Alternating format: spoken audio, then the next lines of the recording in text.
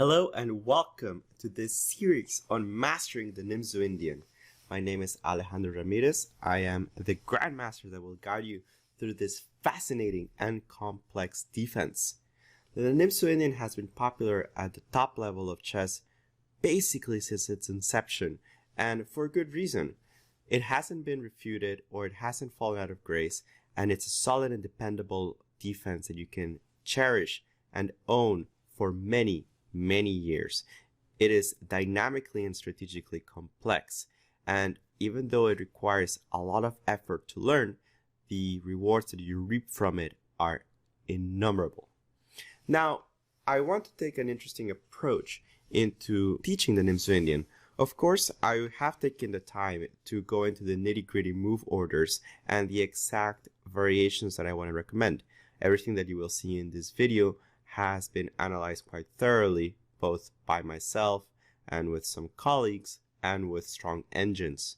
So I will not be leading you down any bad path, but I don't want to focus so much necessarily on just teaching you variations, but also the concepts and the ideas behind why these variations and specific move orders are chosen. And I figured that the best way to do that was to look at practical play. Every time that I suggest a path to follow for black, I will back it up with practical examples of top grandmaster level chess that exemplifies why certain strategical or tactical elements are integrated in your games. Now, a plus of this is that once you reach certain positions, you will not be left in a strategically difficult and murky position with just your own devices to figure out the rest. Instead, we will be looking at practical ideas and practical games to see how the grandmasters handle the battle after the opening phase. Now, my idea is to provide a complete repertoire for you to use in your chess games after d4. So after d4, knight f6, c4, e6, we'll definitely be taking a look at the alternatives for white in a later series after knight f3 or g3 in this position, as well as some sidelines that involve not playing c4 or move 2. But I will start heads-on with the nimzo-indian, which is reached after the move knight c3 and bishop b4.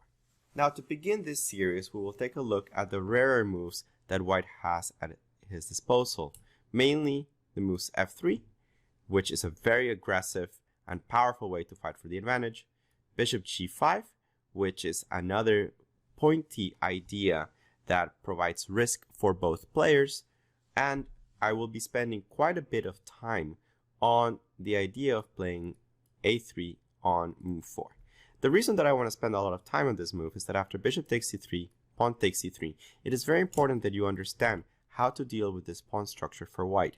Now, after giving up the pair of bishops, it seems that white will be able to create a pawn center that is quite strong and menacing attack on the king side. It's important that you're able to handle these structures well, not only because of the particular move order after 4a3, but we'll also see how transpositionally in later parts of the nimzo-indian series, as well as in positions reached from the Ragozin or other openings that you might have in your repertoire, it is paramount to be able to handle this structure quite well. I believe by the end of this introduction to the nimzo-indian, you'll be able to not only do that, but able to get advantages in this kind of scenarios.